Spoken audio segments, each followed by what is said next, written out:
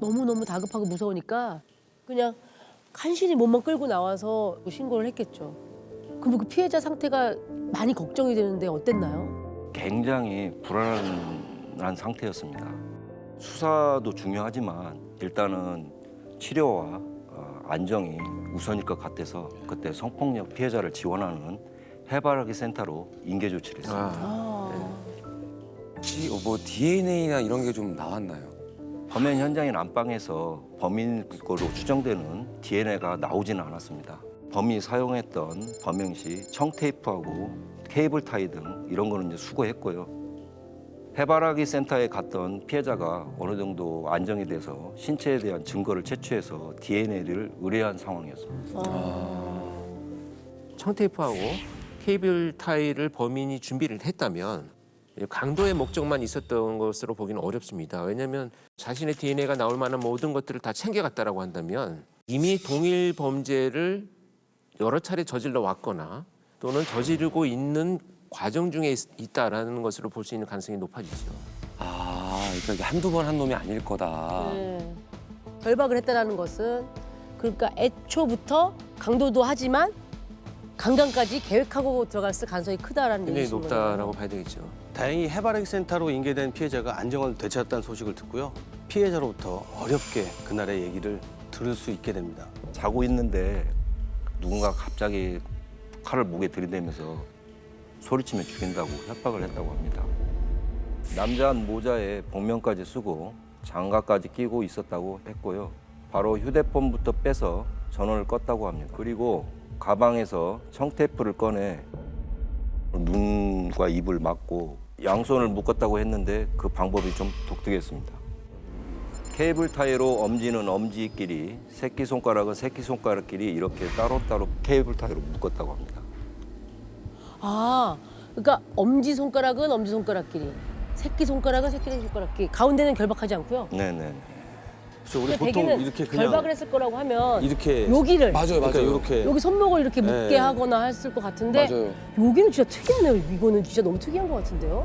일단은 시그너처 같은 거예요. 범죄자가 계속 반복돼서 하는 특이한 자기만의 방식이 시그너처인데 정남기 연쇄살인 사건 났을 때 네. 피해자들을 결박할 때 손가락을 결박을 했었거든요. 거기서도. 여러 차례 반복된 실패와 성공을 거치면서 이제 패턴화되는 것이 시그너처로 나타나게 되는 거죠. 그러니까 결국은 이 범죄는 연쇄성이 굉장히 높은 범죄다 이렇게 봐야 됩니다.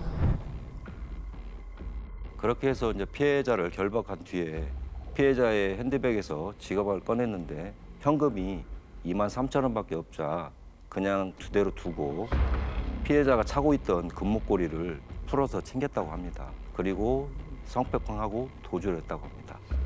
피해자는 당시 범인이 휴대폰을 가져갔다 생각하고 급히 공중전화로 달려갔던 거라고 합니다. 근데 피해자가 범인이 좀 이상하다고 하는 겁니다. 범인이 피해자를 욕보이군 이후에 새끼손가락을 풀어줬다고 합니다. 새끼. 그리고 심지어 엄지손가락에 묶었던 것도 풀어주려고 하다가 안 되자 피해자 보고 직접 풀라고 하면서 도주를 했다고 합니다. 결박했던 걸 자기가 도주하지도 않았는데 풀어줘요? 그리고 엄지는 잘 안 풀리니까 알아서 풀어 이러고 갔다고. 이건가? 야, 네가 신고할 수 있으면 해봐. 그렇지. 사실 이 성범죄자들이 굉장히 오만한 게 뭐냐면 자기가 얼굴을 봤다고 하더라도 끔찍한 성폭행 피해를 당했기 때문에 신고하지 않을 것이다. 피해자를 자기가 다 지배했다 이렇게 생각을 하는 거죠. 어머. 그래서 풀어줬을 것이다. 근데 궁금한 게 그러면 집에는 어떻게 들어갔다고 합니까? 피해자가 전날 밤에 문을 잠그는 걸 깜빡하고 잠이 들어서 열린 상태였다고 합니다. 아, 이거 참.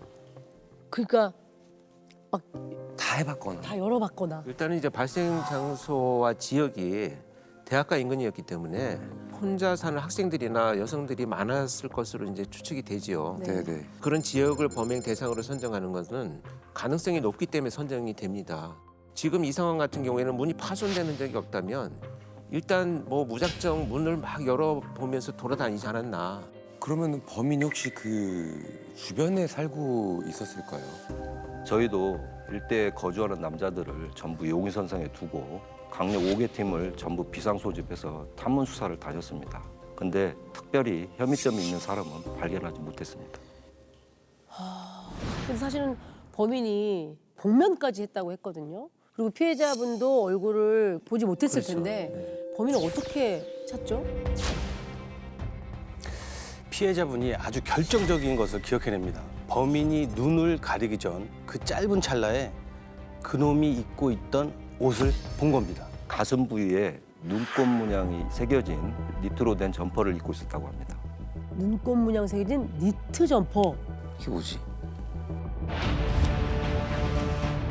아, 눈에 결정체 같은 패턴이 이렇게 좀 다다다다 있는. 이게 저 옷으로 범인을 찾기는 너무 어려워. 네, 맞습니다. 그럼 목격자가 있었을까요? 그랬으면 좀 수월했을 건데 목격자가 없었습니다. 그래서 이제 CCTV를 뒤지기 시작했습니다. 1등. 여기서 나오는군요. CCTV 수사의 달인. 피해자 집을 나와 범인이 움직였을 도주를 추정해 개인 점포에 있는 CCTV부터 개인 차량, 블랙박스, 방범용 모두 닥치는 대로 다 확인하게 됐습니다. 그렇게 신고 전후 CCTV를 한참 돌려보던 중 범인을 찾아냅니다. 양이 어마어마했을 텐데.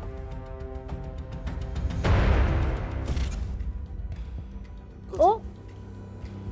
그냥 CCTV 상에는 가슴판에 그냥 하얀색 띠가 아까 우리 옷 봤잖아요, 그 옷. 저게 눈꽃무늬인가?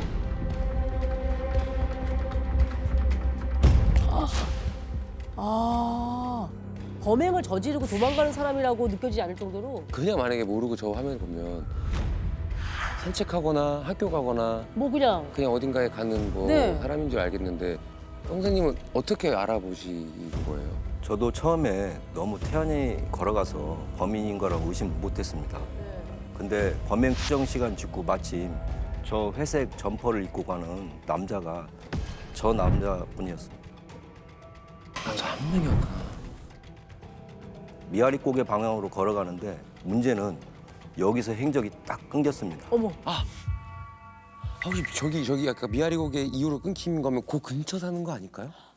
어디로 숨었거나 저희도 그렇게 생각해서 인근 전과자를 싹 조사했는데요. 최근 출소한 비슷한 수법에 성폭력범이 있더라고요. 형사님들은 그 전과자의 사진을 구해서요.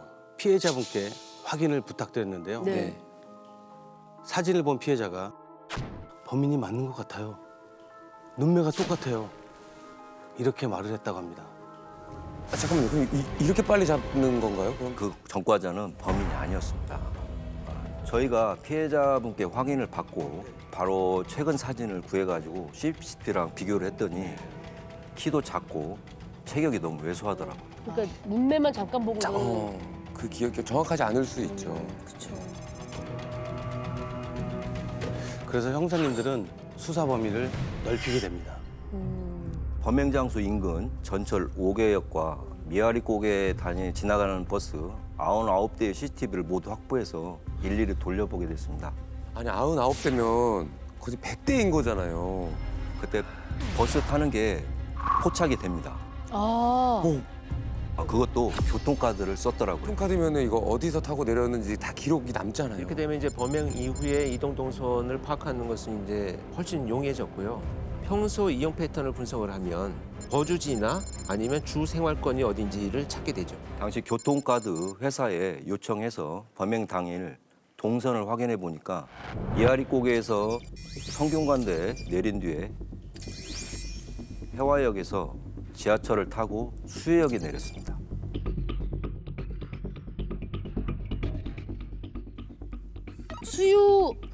수유가 미아리랑 붙어 있지 않아요?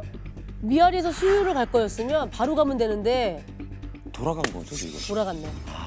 굳이 돌아간대요 다시. 근데 추적 따돌리려고 돌아가는 건데 너무 거죠. 친절하게 또 내릴 때 다 찍고 내렸네요. 멍청이들이다. 그거 할인 몇백 원 받으려고 자기의 동선을 다 남긴 거 아니야. 안 찍으면 안 내리고 끝까지 타는 걸로 기록이 돼서 종점까지 가는 까는 게 되는 거잖아. 요금이 나오는 거거든요. 맞아. 따돌렸지만 친절하게 다 찍어서 내렸네요. 해화역 들어가는 거구나. 모자 벗었다. 얼굴도 나와 있잖아. 그러네. 얼굴에 검은색 뭐 마스크 흔적이나 이런 게 없잖아요. 너무 당당하고 그냥 일반 시민처럼 저렇게 다니는구나. 세상에.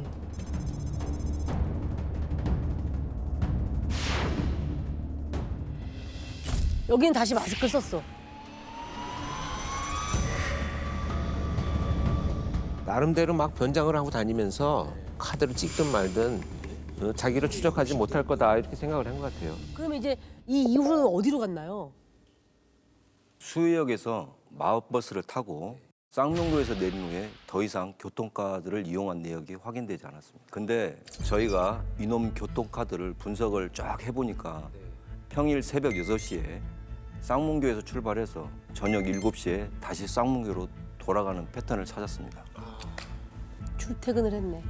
직장은 직장대로 있었구나. 일정한 시간에 패턴이 있다는 거 보면 직장을 갔거나 학교를 갔거나 학원을 갔거나 그리고 둘 중에 하나는 일정한 거처라는 거네요. 그렇죠. 그래서 쌍문교 버스 정류장 인근에서 잠복에 들어갔고요. 팀을 나눠서 범인을 반드시 갈 만한 곳을 CCTV를 다 찾아다녔습니다. 여기 어마어마하게 많은데.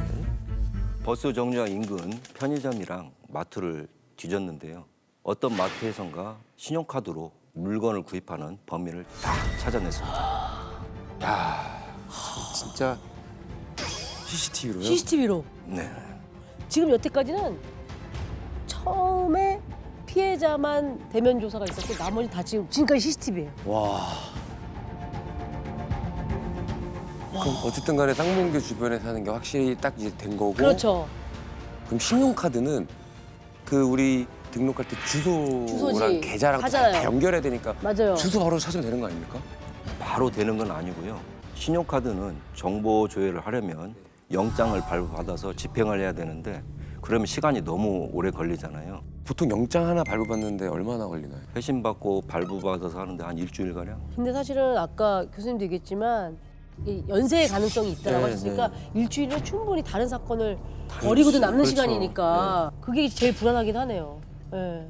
그래서 마냥 기다리고만 있을 형사님이 아니죠. 마트 CCTV를 유심히 지켜보던 형사님의 눈에 범인이 챙긴 이게 들어왔다고 해요. 그걸 확인하는 순간 범인의 신원까지 일사천리로 확인됐다고 합니다. 신원을 알 수 있는 물건이 마트에 마트에. 뭐가 있어? 포인트인가 또 포인트 정리까지 했나 얘? 포인트? 맞습니다. 어? 포인트 적립을 했더라고요. 포인트 적립하려면은 전화번호 그다음에 이 자기 인적 사항을 적게끔 되어 있으니까 자, 지금부터 이 남성을 김 씨라고 부르겠습니다. 당시 37살이었던 김 씨의 정체를 확인하고 깜짝 놀랄 일이 생깁니다. 은행에서 근무하는 청원경찰이었습니다. 은행에 가면 늘 도와주고 총 같은 거 차면서 아, 나쁜 일 일어날 거 대응하려고 딱 늘 항상 지켜주시는 분이잖아요. 그런 분이 이런 짓을 한다고? 그러게. 그런데 더 큰 일이 벌어집니다. 피해자에게 나온 DNA가 있었는데요. 때마침 국과수에서 그 결과가 나오면서 발칵 뒤집어지는 일이 생깁니다. 아까 교수님이 얘기하신 것처럼 한두 번이 아니었을까? 다른 사건이 또 있어서 청원경찰이라는 대목에서 우리도 한번 놀랐는데 네. 이 청원경찰이 사실은 엄청난 전과가 있는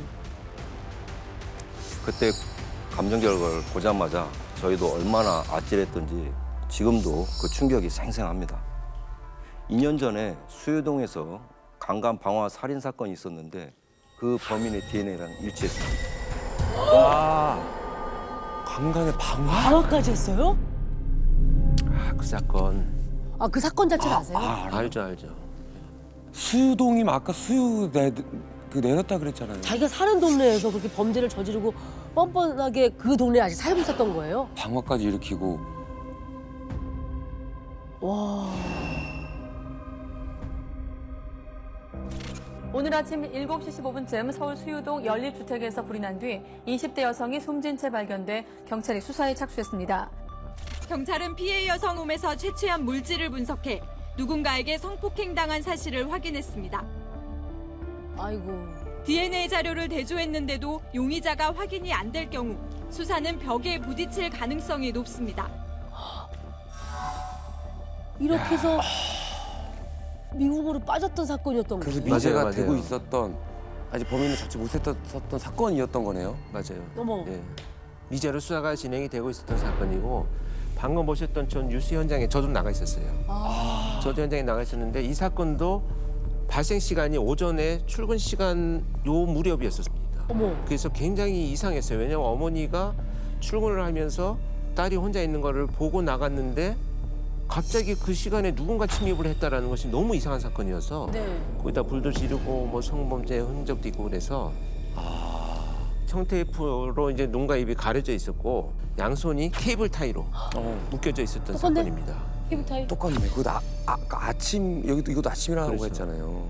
오전 시간 그리고 똑같이 눈을 가렸잖아요. 눈을 가지고 케이블 타이가 그리고 결박을 하고. 결박이 되어 있었다. 혼자 여성분 혼자 계시고. 그것도 똑같네요. 네. 어머 세상에. 사건 당시 수사 진행 사항을 들을 수 있었는데요. 수사 초기에만 해도 피해자 몸에서 범인 DNA가 나와서 대조만 하면 금방 네. 잡을 거라고 했었는데 수유동 일대에 혼자 사는 남성들, 전과자 등 1천 명이 넘는 남성들을 용선상에 두고 DNA 작업을 대조했는데 일치한 사람이 단 한 사람도 없었습니다. 아. 그러면은 2년 전에는 수유동에 안 살고 있었던 건가요? 그러니까 수사망에서 벗어난 거잖아요. 그렇죠. 근데 더군다나 아까 뉴스에 보면 그 CCTV가 있어요. 있는데 입구 쪽에 당시만 해도 그 CCTV는 계속 한 곳을 비추는 게 아니고 한 15초나 30초 간격으로 이렇게 돌아가면서 찍는 CCTV였었어요. 아. 그러다 보니까 범인이 들어가고 나오는 게 안 찍혀가지고 수사가 굉장히 어려웠던 그런 사건이죠. 근데 빨리 잡아야 되지 않을까요 지금? 그러니까요. 그렇죠. 이제부터 수사팀 전원이 모두 잠복에 투입이 됩니다. 저는 그때 수해역 앞에서 잠복 중이었는데요. 혹시나 눈치채고 도주했으면 어쩌나 하는 초조한 마음으로 기다리고 있는데 어떤 남자가 전철역 계단으로 올라오는 게 보이더라고요. 나타났네요 드디어.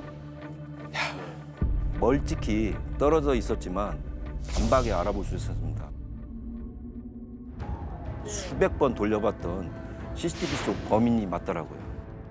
보자마자 달려가서 마을 버스를 타려는 놈을 현장에서 바로 덮쳤는데요. 네. 그때 예상치 못한 일이 벌어집니다. 갑자기 막 흉기를. 저희도 그런 걸 감안해서 형사들 한 10명이 김 씨에게 달려들었는데요. 네. 승객들이 저희를 막 뜯어 말리는 거예요. 왜 뜯어 말려요? 저희가 당시 떼거지로 한 사람한테 달려드니까 네. 저희들 조폭이 선량한 사람을 괴롭히는 줄 알고 승객들이 오해했더라고요. 근데 이제 형사 입장에서는 이게 한 명이지만 여러 명이 도주나 자해나 또 인질도 될 수 있고 그래서 그렇죠. 한꺼번에 덮치거든요. 일시에 일사불란하게 그렇죠. 맞아요. 오해할 수. 또 저 사람 우리가 봤지만 아까 그냥 너무 평범해서. 예.